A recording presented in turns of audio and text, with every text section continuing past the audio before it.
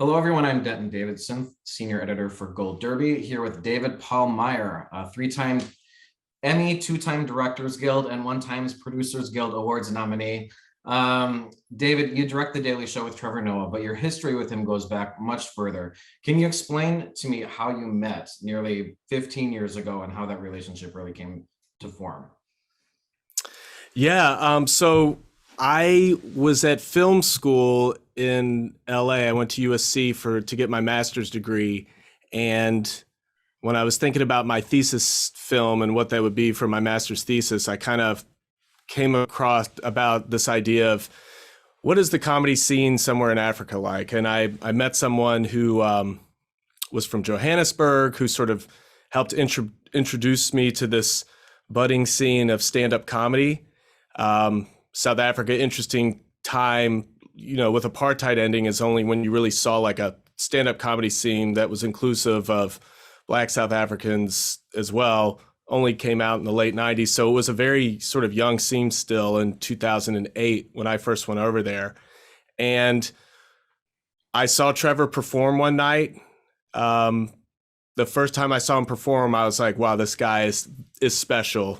And my mentor at film school was like, this guy's going to be a star. And so I made this documentary about Trevor called You Laugh But It's True that sort of charted his first, the lead up to his first one-man show, his first stand-up comedy special that he did in Johannesburg.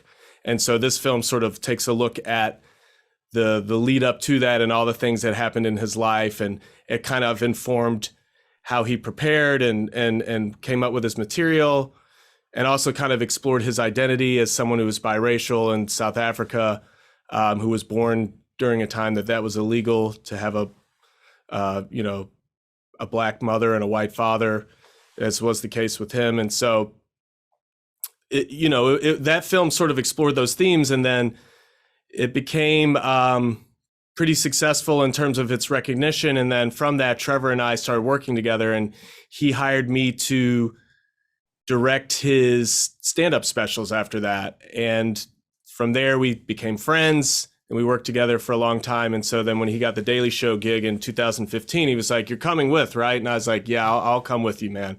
And it's just been a crazy journey from there. And even going into becoming the director of the Daily Show, when he started as the host, I was in another department. So it's just been a crazy 15 years, honestly. From being a film school student to being the director of the show, and from Trevor Noah being a stand-up comic in South Africa to being one of the most powerful voices in, social and cultural commentary, in the US. So quite a journey, quite a ride. And I would say the most valuable thing is we became friends through this whole thing. And I consider him, one of my best friends. And that's probably the best part of all of that. And I believe it was 759 days that you went without a studio audience on The Daily Show. So I'm sure you got really accustomed to doing things without an audience. So what was that like to return to that format and adjust with the live audience? And, maybe you were block shooting things before. Now you have to it's shot more like it's live with an audience, correct? Correct. Yeah, no, that's a good question, especially because just now in preparing for this, realizing that a year ago, we were still doing shows from Trevor's apartment. A year ago, we were still doing shows from his apartment. And then we kind of did an interim step where we went back into a studio with no audience. And we did that for, how long did we do that for? I guess about 6 months. And now only in April did we relaunch with a live studio audience again. And it's been crazy because, those are three major, to have to sort of rethink the show since the pandemic, the show has really had to rethought three different times. We've sort of like had three different versions of the show, and credit to everybody at the Daily Show who's involved with figuring that out, because there's no roadmap for that.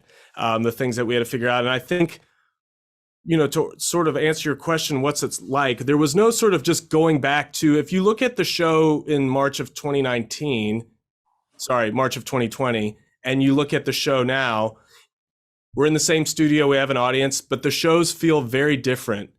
And I think a big part of that is because the pandemic really forced us to deconstruct a comedy variety show down to just a guy in the corner of his apartment talking with a camera. And it was sort of like we looked at every layer, every piece that goes in, every element that goes into making a show, and we've been able to reconstruct it now in a new place that's very much tied to, I think, number one, Trevor's vision, much more than it's ever been, and that's really exciting. And it allows us to do some things that you might always seem familiar with this type of format, but some other things that I think we're doing that are special and make the Daily Show really unique and stand out in its category. We've just done a thing. We've started doing a thing now where, since we've returned back, like, and this actually came from when Trevor was doing it from his apartment. He had a green screen set up at his apartment, and we would shoot these little green screen bits that we would sort of roll into the show pre-taped. But then, he would do that with, just an iPhone. He'd just be using an iPhone on his little makeshift green screen set up at his house. And you actually see the through line of that to what we're doing now, where we basically have Trevor doing his standard, like, shot straight on at the desk, and you've got the graphic there over his shoulder. He's talking, doing like the news parody thing that we're all used to from the Daily Show. But then he'll turn and we'll take a different camera angle, and he's in a completely different world.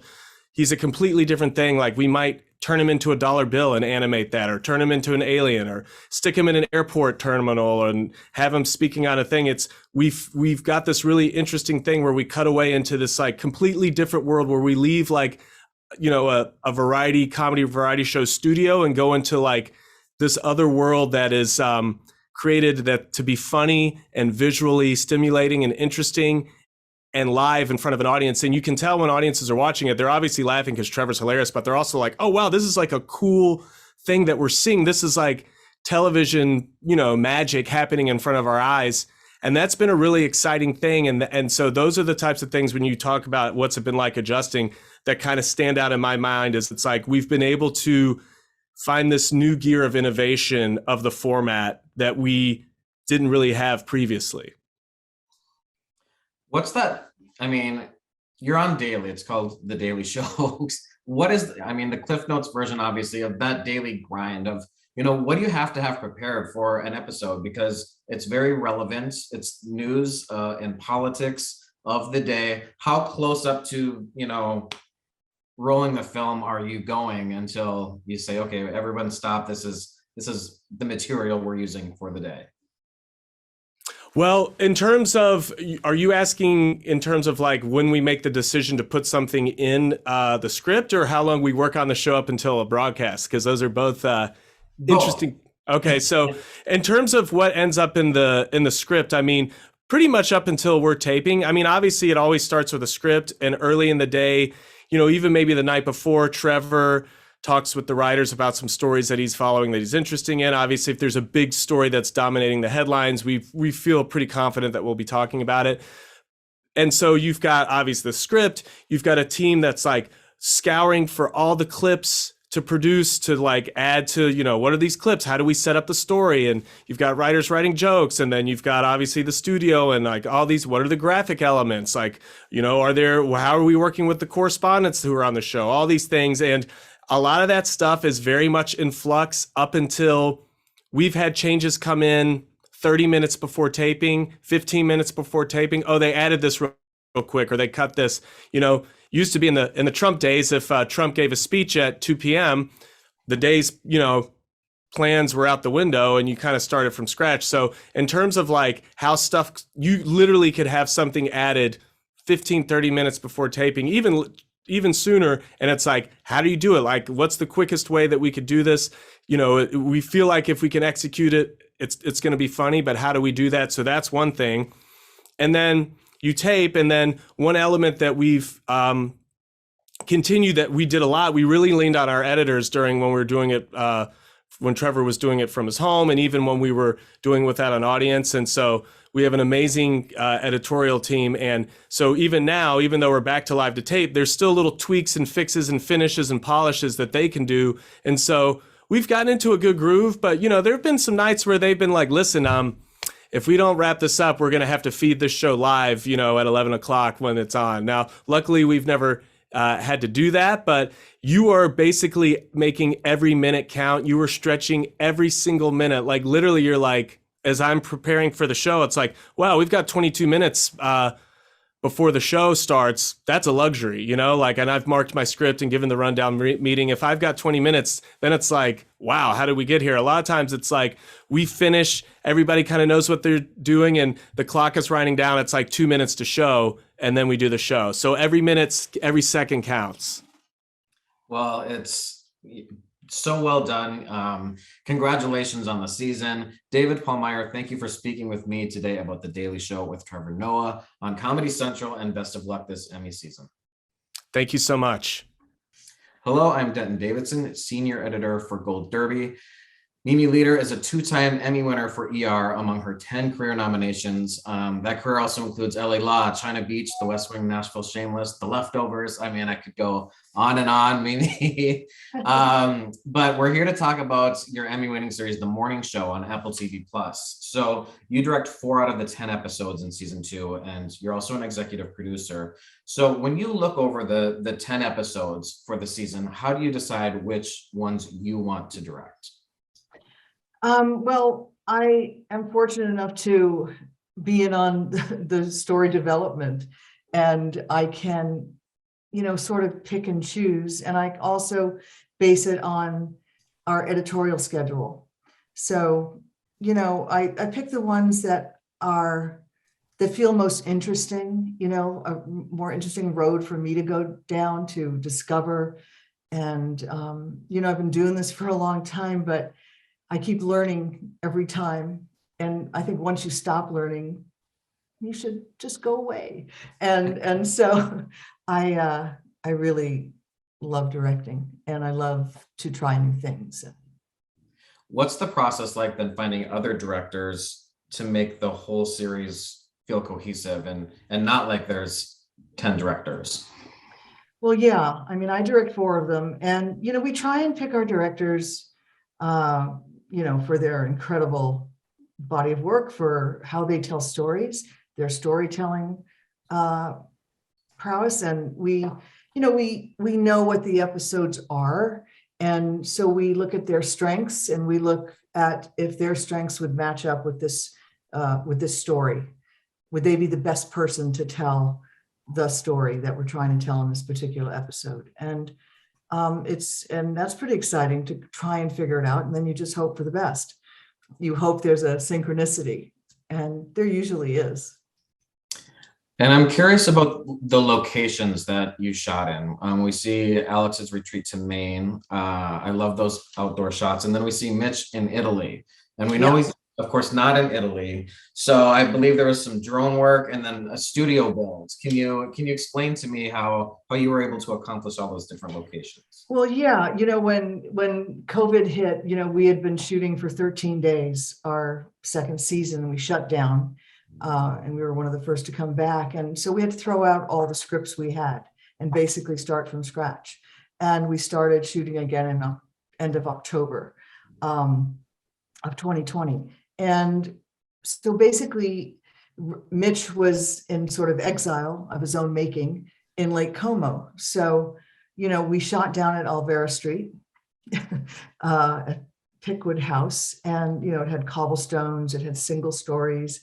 And we dressed, Nelson Coates, our incredibly brilliant production designer, it just felt like Italy. And, we put blue screens all around and put the lake in and put the second story in of the buildings. We did a lot of research. So we never left LA. And the villa that we shot in was in Sierra Madre. We never left LA. So we did a lot of set extension work. And so what I did with the villa was, it was an empty palette. We dressed it, we painted it. It was very detailed. And, there was a lanai, a patio, and we put a big blue screen there. And basically we did a drone unit from every angle because we were going to replace our villa in LA and put it in Italy. So we did a virtual scout in Italy with a drone unit, and then we picked our peninsula. We put our house and did the same thing with the peninsula in Italy. And then we put the villa on the peninsula. And then, we shot all these incredible, I thought they were pretty good, angles coming in to, set up our establishing shot, did water plates so that when he's standing on the lanai, he is, seeing the incredible view of Lake Como, of the lakes. Wow. And so every moment, every frame was, very intricately worked on in terms of birds in the air, boats in the water, people on the streets. And we actually had, when we were shooting on the streets in the restaurant, in the gelateria, we had Italian extras, ADR, Italian speakers. And, every detail was, really examined and thought out thoroughly. And one of the episodes you direct was called La Amaravita, and Alex travels to Italy and confronts Mitch and wants him to issue a statement that they never had sex. She's trying to avoid this scandal. But while she's there, she realizes that she does still have feelings for him. Mitch also is developing this relationship with Paula. And, is the story trying to humanize Mitch in some way here to make sure he's not 100% a monster? Or do you feel like it's more about showing Alex's struggle with coming to terms with her own feelings? Yeah, I think it's all those things. Mitch is in exile of his own making, and we do not forgive Mitch for what he did. But he's a human being, and they had a 20-year relationship. And so it's really interesting to explore when you know somebody for so long, who they were, and now they are a different person. They did these horrible things, and you love this person. Do you stop loving them? Yeah. No. But do you forgive them? No. But, for a moment there, they went back in time. Can it be the way it was? No, it can't. It could never be the way it was. And so a lot of truths are discovered, a lot of,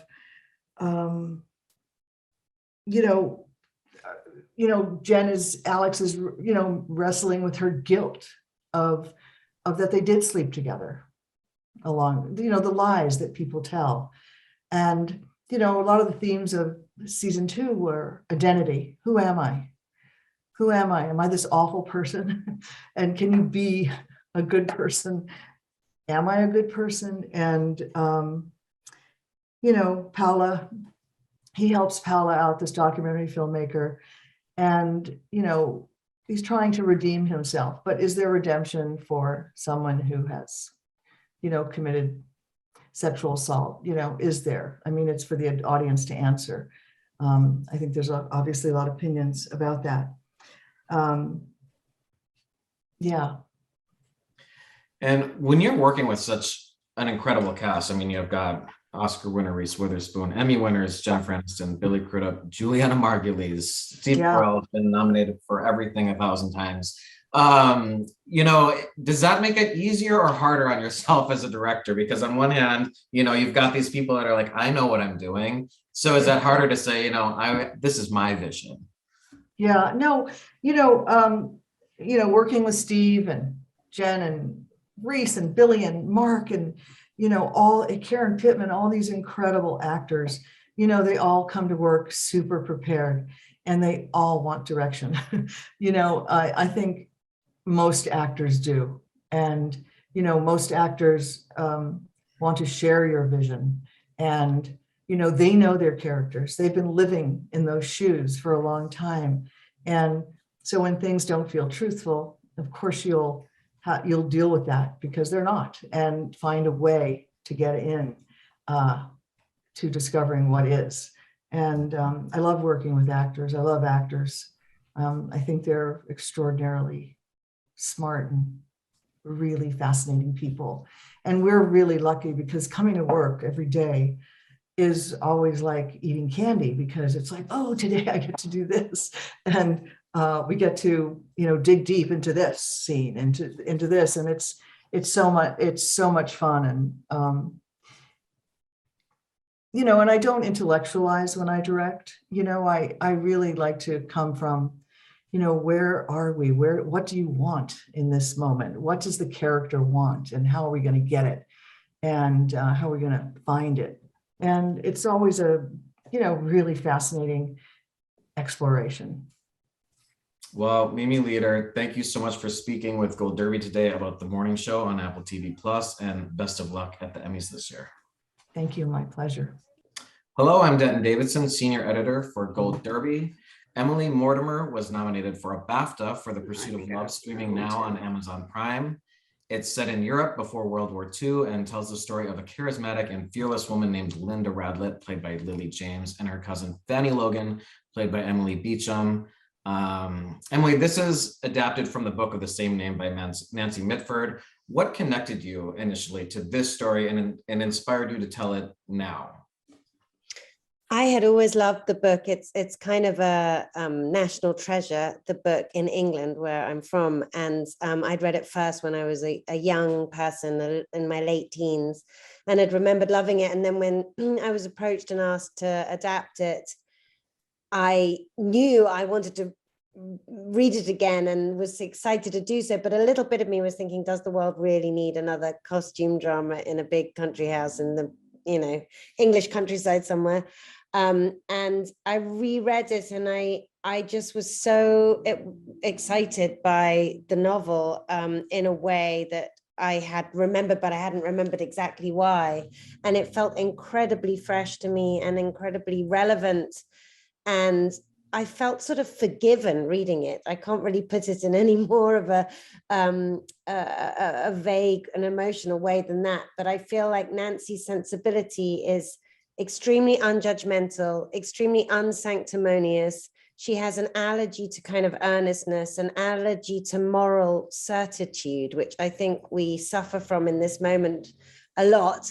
And she was writing at a time that was kind of similar to ours, in the sense that it was, hopefully not the lead up to the Third World War, but she was writing she was writing about the run up to the Second World War, and she wrote it in 1945, but she was writing at a time when Europe was completely polarized, much like how we experience the world, and divided into people who are either fascists or communists. And there was so much to learn from her exploration of that moment, but she does it in such a kind of sideways way. So she does it through the friendship of these two women and the love life in particular of one woman. And the central character, Linda, goes from her love life acts as a sort of satire on the politics of the time. So she goes from a fascist banker to a communist activist and then a French duke. But she finds that the fascist banker and the communist activist are both as sort of self-involved and sort of awful as each other. And there was, and as I said, the book is completely lacking in earnestness, and yet somehow dealing with very serious and important issues in a way that feels so light of touch, and then at times just devastating. And another thing that she deals with in a way that I was really responded to was the whole issue of motherhood, which I think has been a very kind of, up until now, it's been a sort of taboo to explore motherhood in any kind of an honest way. I think we saw with Maggie Gyllenhaal's recent movie, The Lost Daughter, suddenly finally someone is talking about like what it might be to not be a perfect mother. And up until this moment, if you were an imperfect mother on our screens, or you couldn't be a kind of likable person at the same time as an imperfect mother. Whereas the world, as we know, has been littered with imperfect fathers since time began, and they've always been given a sort of, free pass.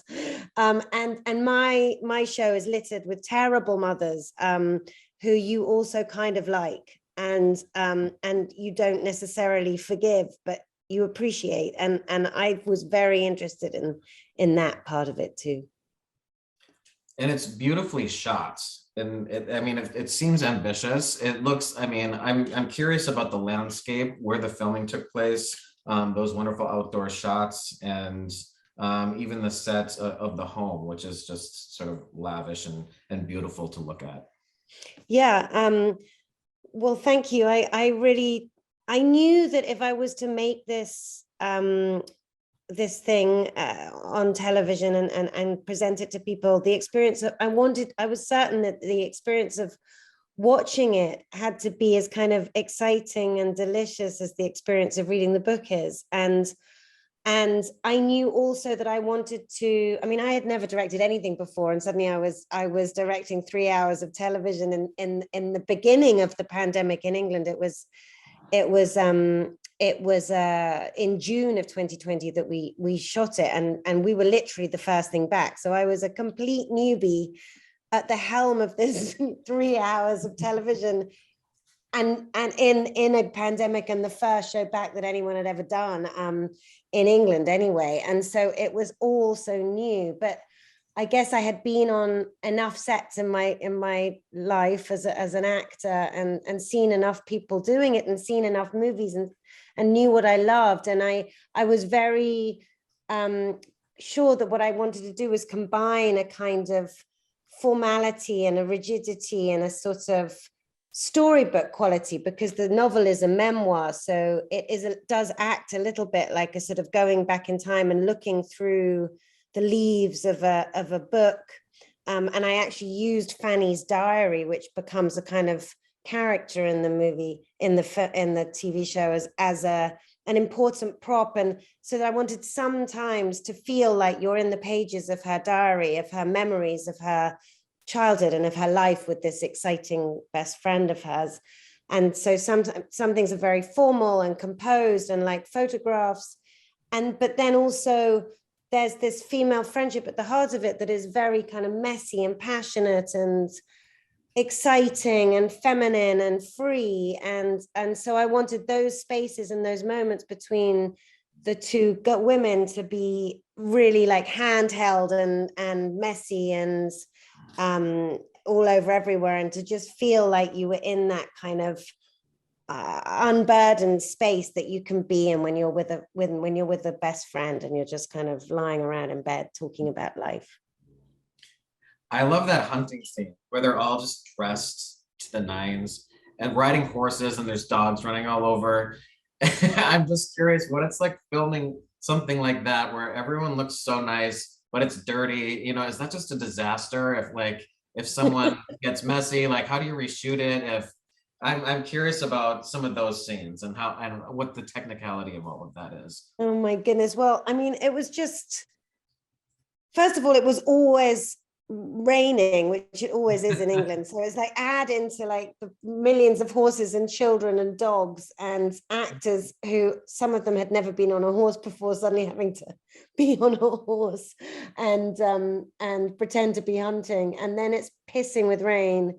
And yeah, it was chaos, but it was kind of partly because I think we were just all so happy to be there. And I think there was a kind of an energy that imbued the entire experience, because most everybody there, I mean, all of us, none of us had expected to be working. And so everybody, from the biggest star, from Andrew Scott and Lily James and Dominic West, to all the musicians, to the dancers, to everybody, to the runners, to everybody, had been literally just sitting in their homes, some of them on their own, in their own apartments, not with a single soul, for the months just up until when we started shooting.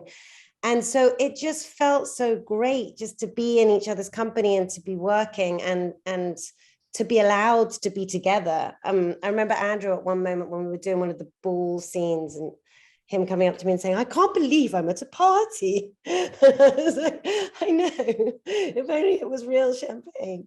But it did feel, I've never felt more lucky to be working. And I think everybody felt that way. And I tried to kind of bottle that, because the show had to have a kind of furious energy about it if it was to kind of sort of be pulled off. So that really helped us, even in those dreadful moments where the rain was pouring down and nobody knew what they were doing, and they were sitting on dangerous horses riding through the English countryside. And you mentioned Dominic West, who plays Uncle Matthew, well, Fanny's uncle, and it's Linda's father. Yeah. And he's sort of abusive, you could say. There's also a ridiculousness about him. It's very, this is a period drama, but it's also very funny. So I'm curious how you walk that line of someone, a character like that who does make us laugh, but there is a brutality to him as well. Yeah, well, it was very important that he was brutal because, part of the aim with the thing is to show that these people may be privileged in a certain way, but that doesn't mean that their life hasn't been a total sort of, disaster in other ways. Like one of the earliest lines in the novel, which I made sure to keep in the voiceover, was, had we been poor, our father would have no doubt been sent to prison for beating us and refusing to educate us. And he really is that monstrous. He beats his children. He refuses to educate his daughters. He keeps them kind of locked up in this kind of house. It's like prison, really. And yet there's a side to him that is charming and lovable, and his children do love him in a way. And he has to be funny. And that was a really important balance that I do, as I said, going back to what I was saying at the beginning, I feel like what is important about Nancy's writing is, first of all, it's just heavenly entertaining, but also her lack of judgment of character. And, where you can, you paint a picture of a man who is brutal and awful and terrifying, but you make sure that he's got a side where you kind of love him, and you never come down on either side. And that was really important to me to preserve that tonally, like the danger of it mixed with the humor of it. And it meant casting actors basically that know how to do that tone, because it was interesting, even in the auditions, you would have an actor that would come in and read a scene in a very overly serious way, and that wouldn't work. And then you'd have an actor that would come in and read a scene in an overly comic way, and that wouldn't work. And it's very, few people that can really get that tone, that walk that tightrope between both. And it's so great when it works, and it's such a sort of challenge tonally to make it work. And hopefully we pulled it off a bit. I'm sure we, not always, but that was the aim constantly in everything, in every moment, not just in the performance, but in the way that it was shot, and the look of the thing, and the costumes, and the everything, to just toe that tonal line, and keep the ball in the air in that way, so you don't go down on one side or the other. Well, Emily Mortimer, congratulations on directing this project. It's beautiful. And thank you for speaking with Gold Derby today about The Pursuit of Love on Amazon Prime. And best of luck at the Emmys this year. Thank you for having me. I'm Denton Davidson, Senior Editor for Gold Derby. Reggie Rock Bythewood is an Image Awards winner for Gun Hill and other acclaimed titles such as Notorious, New York Undercover, and Shots Fired, to his credit. We're here to discuss the Apple TV Plus series Swagger, which was inspired by the AAU youth basketball experience of NBA star Kevin Durant. And I just want to start off by asking, how did this whole working relationship with Kevin Durant come to be? Because that's an unusual start. Yeah, I got a call from Imagine Entertainment where Brian Grazer, heads up the company, and he had a meeting with Kevin Durant, and they just talked about his youth basketball days. And Brian and Francie Calfo was there at the time, asked me to take a meeting with KD, as we call him.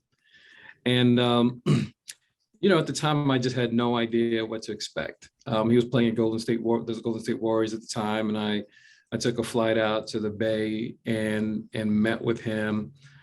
And honestly, just even on the flight, I was just like, I don't think I'm going to do this thing, But when I sat there and I spoke with him, I started to see a narrative that wasn't truly at its heart about basketball. It was really about growing up in America.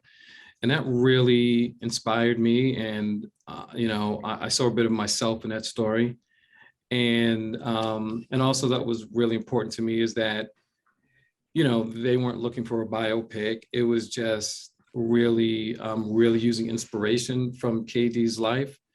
And then I was able to just bring in, points of inspiration from, things I've seen with my kids and personal experiences. And I was just Wow. really locked in.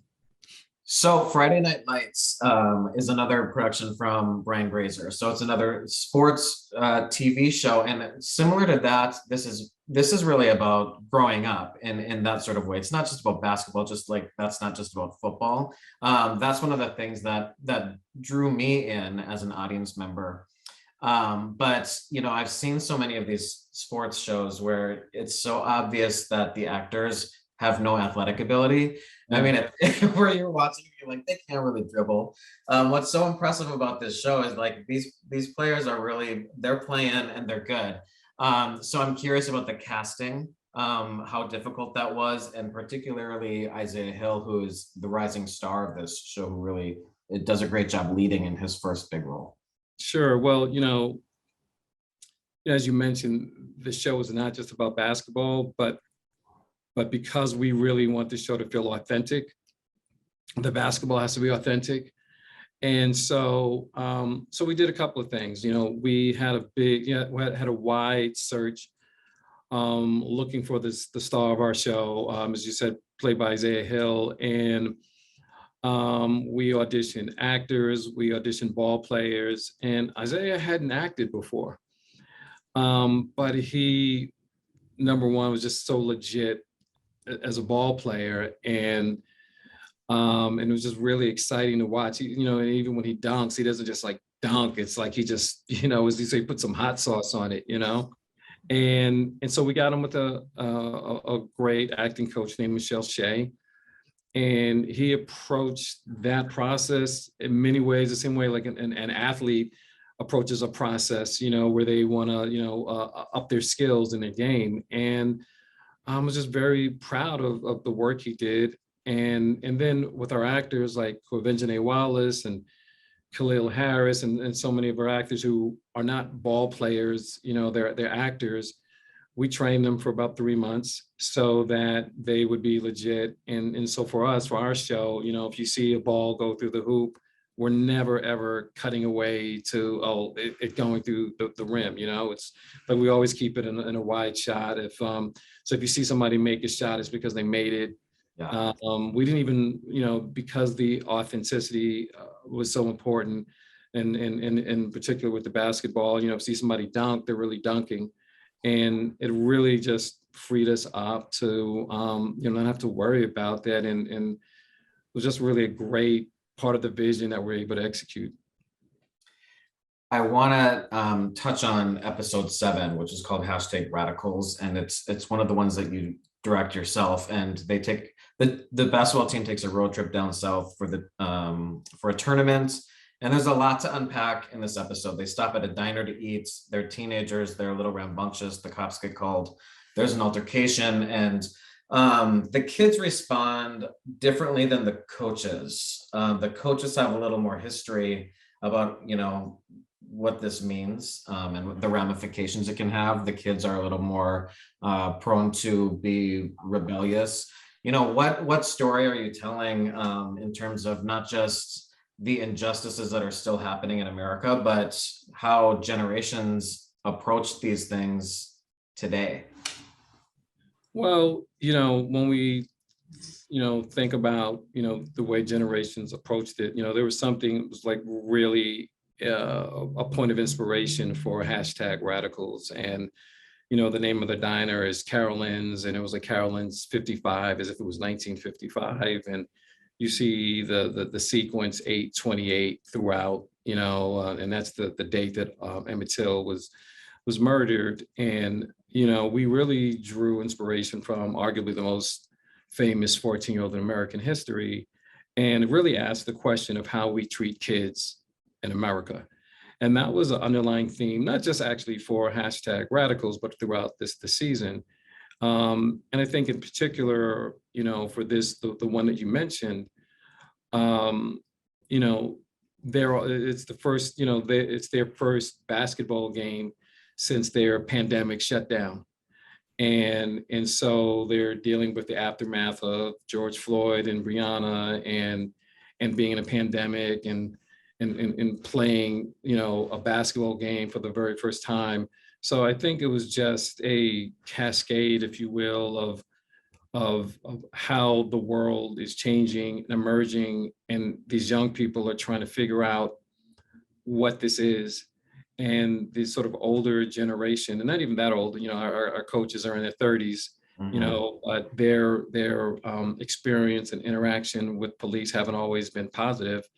And so they are really protective and want the kids to just fall in line and not combat anything the police say.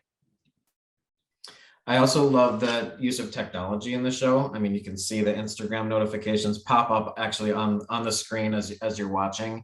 And it really just speaks to how much power that has on youth. And one of the things was these young players developing their social media following, which I never even thought about before. I'm sure it happens, but it wasn't even on my radar of getting attention from coaches and sponsors.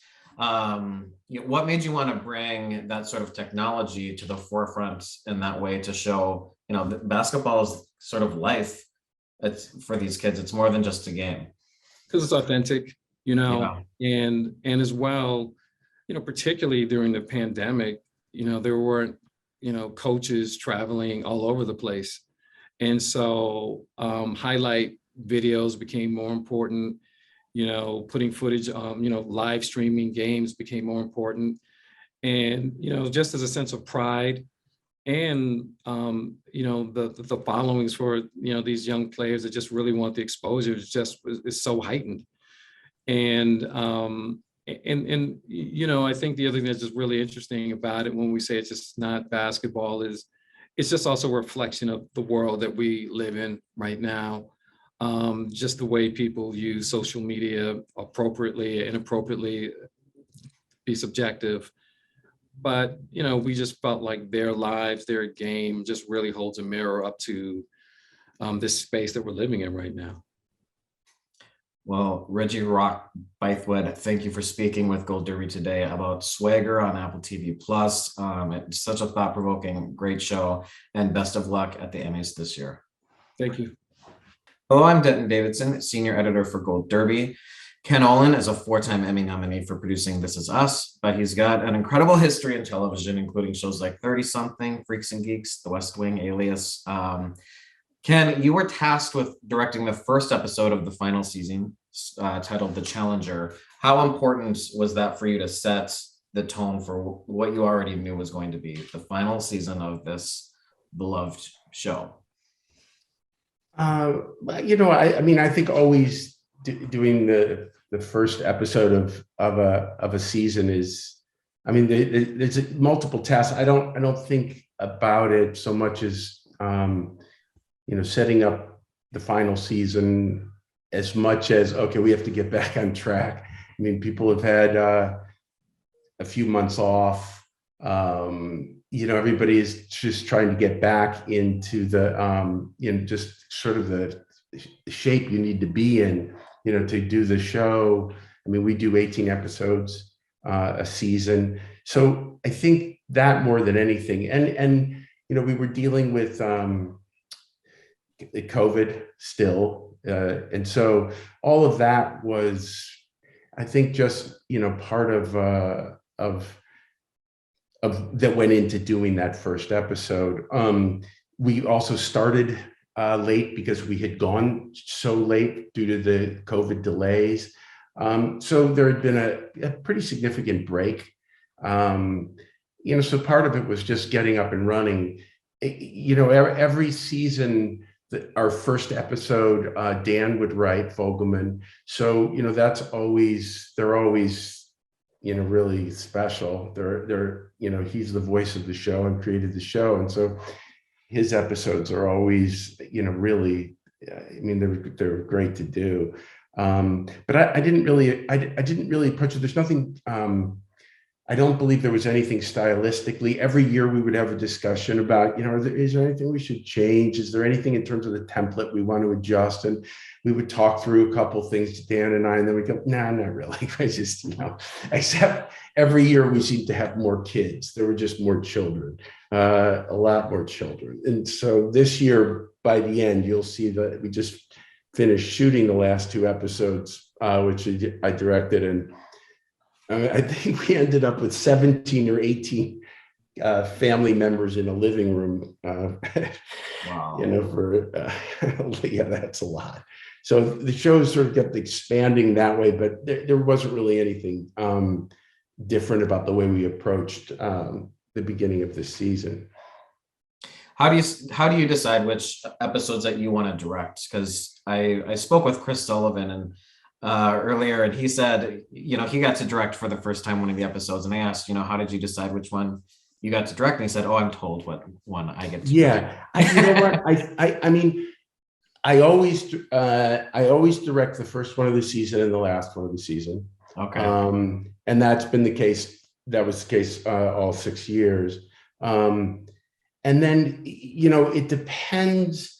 I don't decide, I don't go and say, and unlike, what Mimi Leader was saying about, being in the room and knowing what the episodes are and then having some sense of that. I mean, we're operating at a pretty quick pace so that, maybe the first 6 or 7 episodes are broken when we start prepping to do the first episode. Usually what happens is Dan has a sense of when we're going to go into some sort of mid-season break, and usually those are episodes that have a little more pressure on them. I would do. Sometimes there would be a discussion because one season I directed 7 episodes, which is a lot. That would mostly be a discussion of where Dan really felt it important that I direct, and then also what could I handle, just the amount, the number. And this season, a lot of it went into, we were giving a number of members of the cast opportunities to direct, and some other people that had been with the show forever. We're giving opportunities. So it was all a little bit of a puzzle to figure out where people would fit the best. But I never had it probably wouldn't have been appropriate to say, well, no, I want to direct this person's episode and I don't want to direct this person's episode. It didn't work. I would pretty much always direct. If Dan wrote an episode, then I would be the person that would direct that episode. That was just, I think, just something that he wanted, because we have a shorthand, and there was I understood also what his process was. And multiple cast members were able to direct, as you've noted. That's sort of how you started from 30 something, right? Yeah. Did that completely change your trajectory of you were like, okay, I'm all in on directing? Yeah. Did you sort of fall in love with it in that way?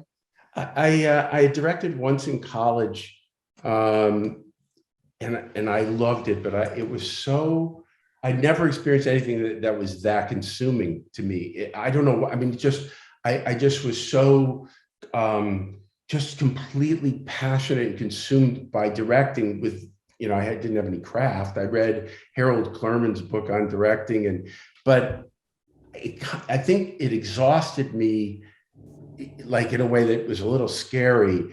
And I thought I was going to be an actor, and I thought of myself as an actor. And it wasn't really until 30 something that I said, well, I'd like an opportunity to direct.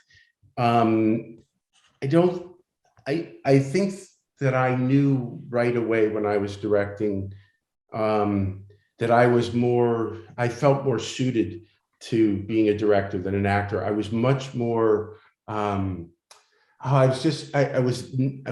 there was a way I felt released by directing. I didn't feel self-conscious in the same way. I think I always felt a little self-conscious as an actor. And I think the really great actors, there's something for them that is, it's liberating. And as hard as great actors work, and I think they work really hard, there's something that for them just flows easily. And I never had that experience. You know, I don't know that I loved acting the same way that I just loved directing. And my wife was very, you know, she was very, very supportive of it too, because, you know, to make that transition at that time was complicated, just financially and all sorts of things. But I was just and I've always just been much, much more at home directing. You know, I always feel just a little like I'm worried about things I shouldn't be worried about when I'm acting. And, you know, and I have to say, I still, which is a pretty good indicator, like I'm still so amazed by good acting. I get so like, I get so happy when I see somebody do something and it's still, there's something just mystical about it. Like, how does somebody do that? So, you know,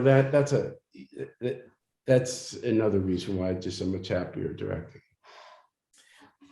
Gold Derby recently published a list of the most beloved TV families of all time, which the Pearsons are featured on, of course.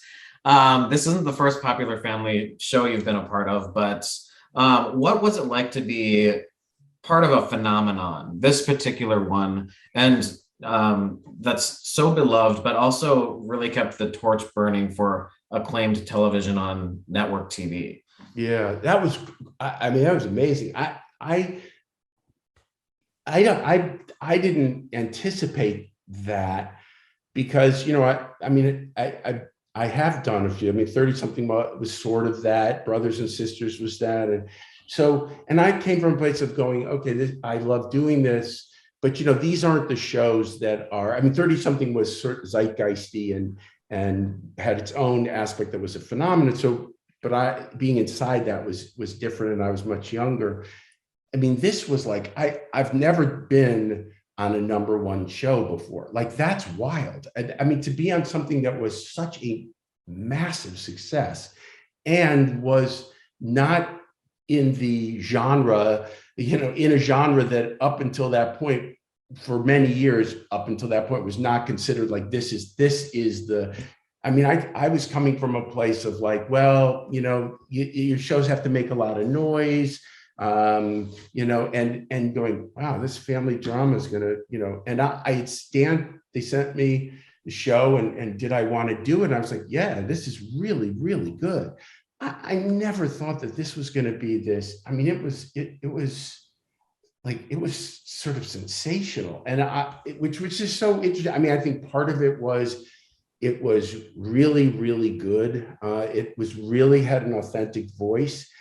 And also it came along at a time where I think people were so, they were so hungry for something that really had at its core a humanity and a kindness and decency, and like the wish fulfillment of it wasn't that, okay, this person can, you know, knock down buildings by hitting them. The wish fulfillment was, wow, there is such a thing as unconditional love, and in all its complexities. And that was kind of amazing, you know, and it was such a great antidote to what was going on politically in the country. So it was an amazing experience. And, you know, I think one of the things that was also wonderful about it was that the experience the audience had of the show was not different than the experience we were having making it. It was an incredibly close, respectful, decent, loving environment, you know, and I mean, that's kind of an amazing thing altogether, you know, to have that, that doesn't come along very often. Well, Ken, Olin, congratulations on everything, and thanks for speaking with Gold Derby today about This Is Us on NBC, and best of luck at the Emmys this year. Okay, thank you very much. Denton Davidson, senior editor for Gold Derby, here with our TV directors panel.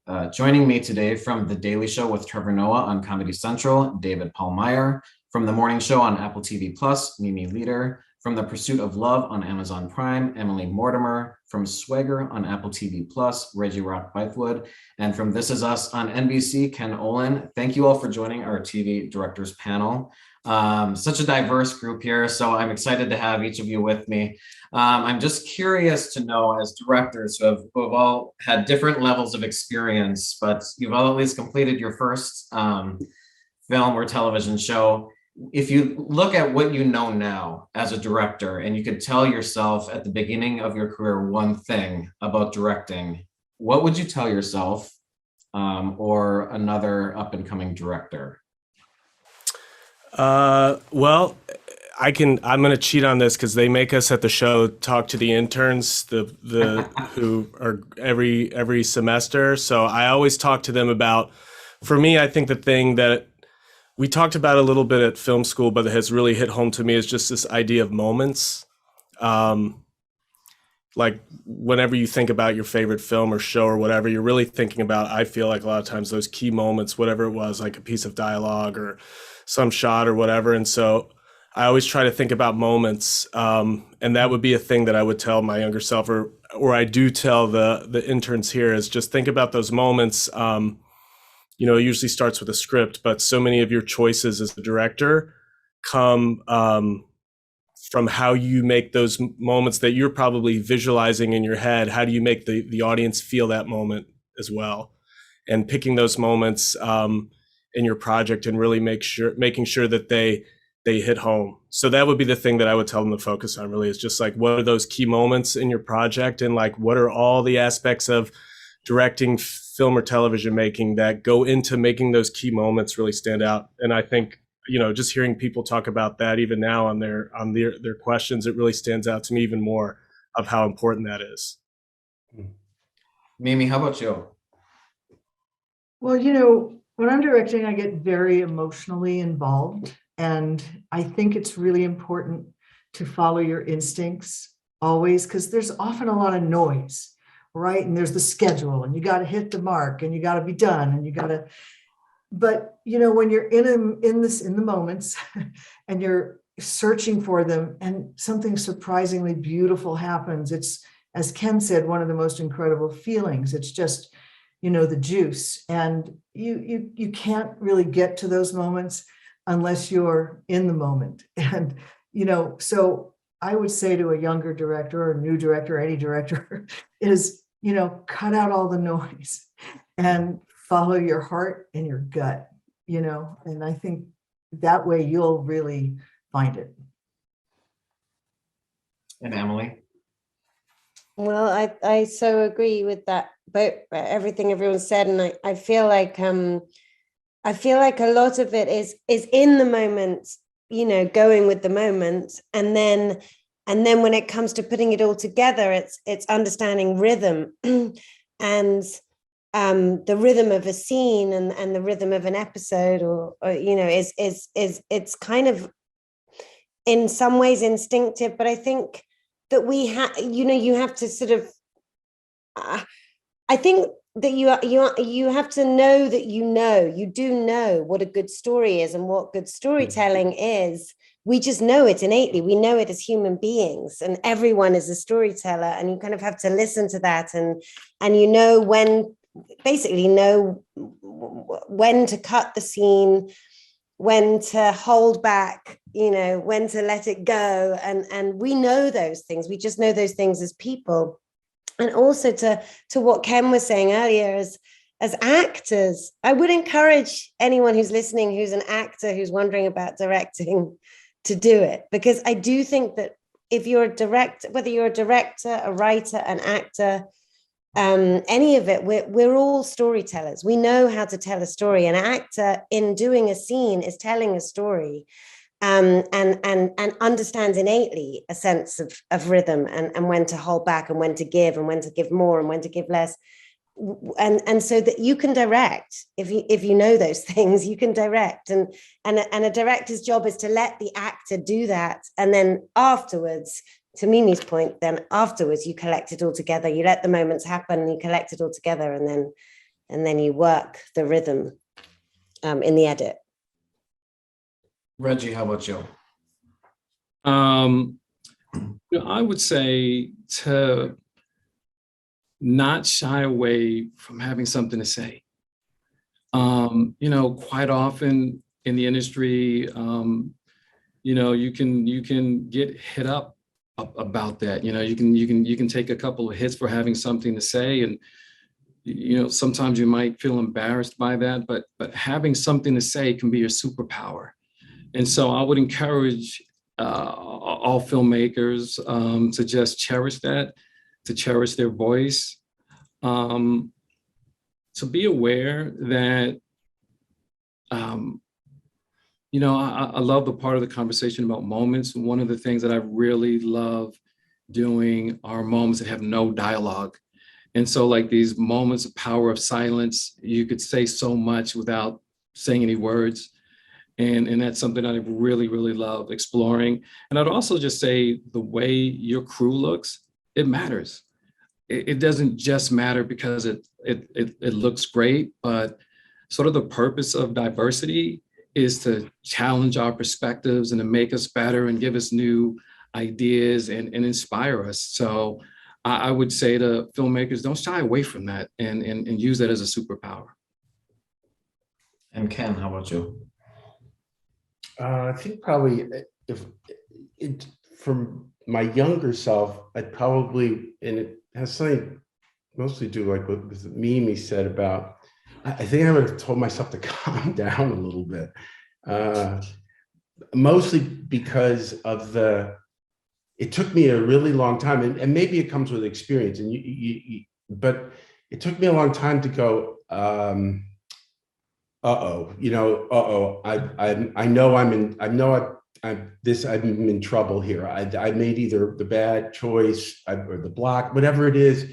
It took me a long time to go, stop the noise. Everybody is freaking out around you or all of that stuff. And you feel so much pressure in that way. And I think it's true. And maybe this comes from having experience as an actor or whatever, but you really can't do very good work when you're so incredibly anxious and tense. And I would have told myself, if you give yourself a moment here, you can figure it out. You'll figure it out. So I think that's probably more than anything what I would have told myself when I first started directing, and it was on 30 something. So people were nice to me because I was also number one on the call sheet. And I go listen to dailies, and they'd say we're rolling, and everybody, and then quiet, and you would hear me yell every single take, "Everybody settle down!"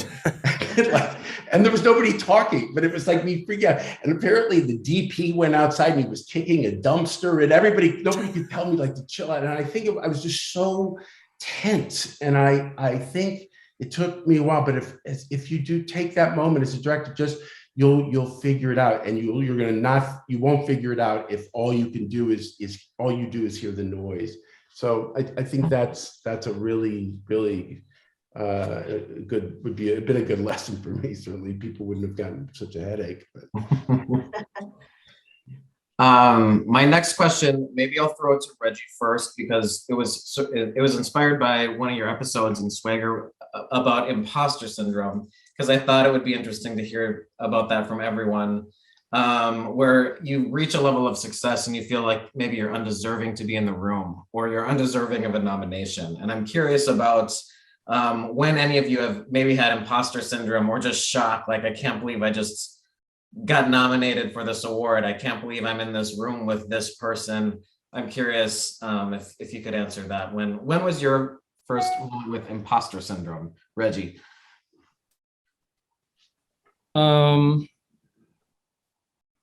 I think early in my career, I was able to put some projects together with some really big and great people. And one in particular, I don't want to say the guy's name, but he's, hugely famous. And I went in there like really, really trusting myself. And then somewhere along the way, all the voices were saying, no, that's not it. No, that's not it. And started to not trust myself, or maybe trusting myself and honoring my voice, that it could work, and I think that when it didn't work, I just sort of like questioned, is there room in this industry? Is there room, like can I pull this off, and then something just sort of happens where you turn the corner, and then, your voice is heard, and then you start to build steam and momentum. And so I think that probably in every project I do, I'm like, man, are you kidding me? Can you really do this? But then what's great is you have these moments that you can pull from and say, yeah, I did it then. And what if I do it even greater now? So, that's the sort of thing, the sort of imposter syndrome is a dual effect, because it's also, on the flip side of it, it's the thing that inspires me and pushes me forward. David, how about you? I mean, I think the imposter syndrome feeling is probably part of my process, at least in the lead up to doing the thing. There's always a moment where I'll, in the lead up to actually needing to act on, and do the work, in the preparation, that I may have feelings of that. It's certainly with, I think, just experience and time is not as much, but anything trying something new or taking risks, and which is kind of asked regularly and all the time in the job to do, those feelings can come creeping in. And I think for me, two things. One, just always trying to surround myself with people who are more talented. Like the crew here at The Daily Show is from the camera operators to the lighting designer, the technical director on the board, the audio people, the editors. They're all incredibly talented. I'm usually left in awe of what they can do, and they challenge me and make me rise to the level of performing well. So I always love being able to work with people I love surrounding myself with people who are more talented than me. I think it's important. And then secondly, like, working with Trevor Noah for so long, he always really expected confidence from me. He really encouraged me, and he really believed me. He gave me my first paid directing gig years ago. And look, he's my friend, so he was being nice to instill the confidence, but also he was like, I need you to be confident because I need you to not mess up my project. So he really had that expectation of me to have confidence in the work that I approach, because he's like, I'm relying on you to do it, and don't let me, I don't want you to let me down and let this thing that we're doing together down. So I've always sort of been lucky to have people like that who encourage out of, being nice, and out of, hey, you need to step it up, buddy. So it's been a nice thing to have. Emily, how about you? Oh my God. Just imposter syndrome is the only syndrome. It's just like constant, and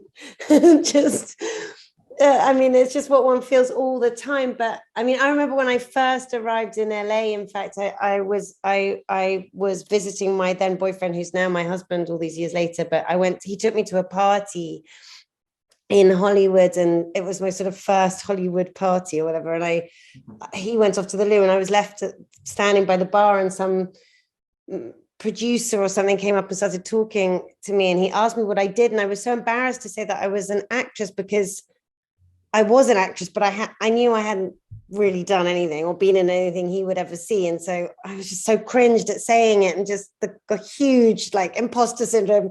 And he said, so what do you do? And I said, yeah, I'm an actress. And he went, really? And I went, yeah, but I'm not a very good one like this. And it was like, I could see all the wires in his brain just like fusing. He just got so confused and he made some excuse and sort of left. And I was like, oh, that wasn't obviously the right thing to say. But anyway, I've had that my entire life. Every moment on every set as an actor, I have it. And there was something about directing, again, kind of to Ken's point, that like cured me a little bit of it in a weird way, because it was like, it stopped being about me. It was more about, as an actor, it's all like, am I pretty enough? Am I young enough? Am I charming enough? Am I whatever enough? And the answer is always no. And as a director, it's not about that. It's about the story and telling the story and communicating the story to an audience. And that to me was so relaxing. It was just like a revelation. It's like, oh, I don't have to worry about, am I anything enough? I just want to tell this story, and I want to do it as best as I can because I really love this story and I want the people watching it to kind of get it.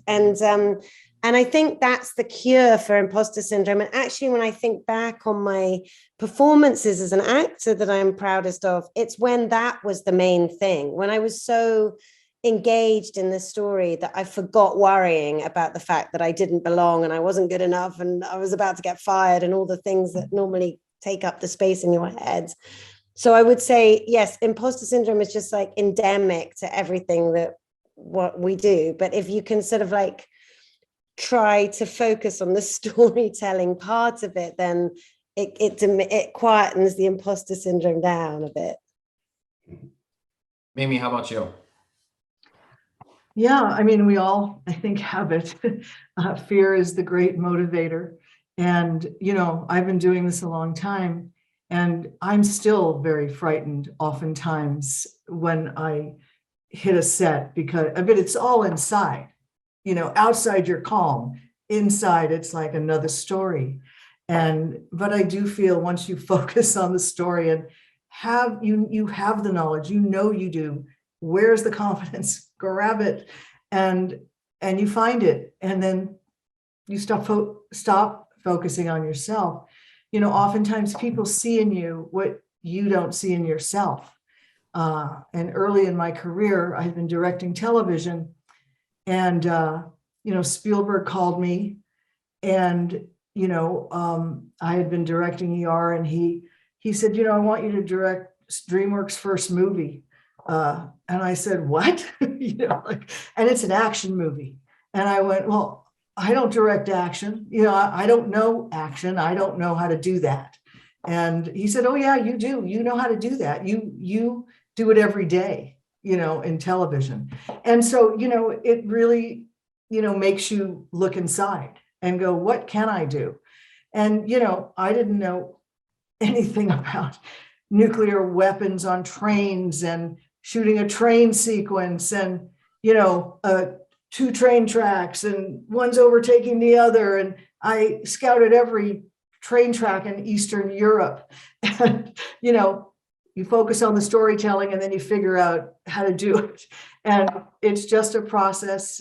And as David said, you don't do it alone. You hire an incredibly beautiful crew that you fall in love with and you respect, and they hold you up. If anybody says you do it alone, this is my vision alone, I mean, that's just a load of crap.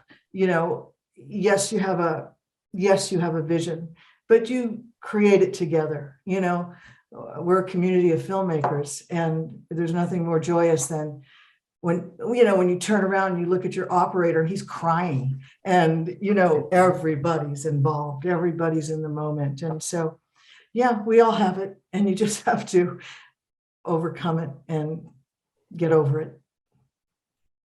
And Ken, wrap us up. I think maybe in what Emily was saying is, I think because of when I was an actor, and it was all, imposter syndrome was all tied in with, for me, with celebrity. And I mean, it was just a constant, it was really debilitating for me as an actor. it gets all tied up with, I think, expectations and what was right. And then, what Reggie said, it's true. It's like kind of then it becomes it becomes like, well, that's constantly there, I guess. I think one of the things that helped about directing was that the proof of, let's say, the proof that I belong in this position is either that I make or tell a good story or make a good episode of television or a movie, or I don't. And that was always so ephemeral as an actor. It's like, am I enough or am I not enough? That I just couldn't deal with that. But as a director, there is a certain extent, like you're either going to collapse, which would be really bad, or you're going to, depending with other people or with your collaborator and your own abilities and your prep, or you're going to get through it, and not only get through it, you're going to motivate other people, and you're going to make a good piece of work. It does become a little bit more, it's just an actionable thing. But I do think, which is kind of amazing, the group here, but I think it's true. It's like, it doesn't matter. I mean, I don't know if Spielberg feels it anymore. Maybe if you have enough people telling you all the time that you're a genius, you don't, but I would imagine that some part of that goes somewhere. It may not be any language that we understand or know, but I do think there's always a little bit of that. And if you lose that, I have a feeling that it's tied somewhat with humility. And if you lose your humility, then I don't know, I can't imagine you're going to be able to communicate or motivate other creative people. So it may just be something that, is endemic. I have a feeling with directors, hopefully it does become something that in one's maturity, one goes, okay, you recognize it, you shine a light on it, and you go, I can't give in to this. I need to be a grown-up and go, yep, that's right. That's always the risk, but it's a risk in every creative endeavor, I think. Hopefully people are humble enough to know that, like, it is a creative endeavor. So, you may get it right, you may touch people, you may motivate people, or you may not.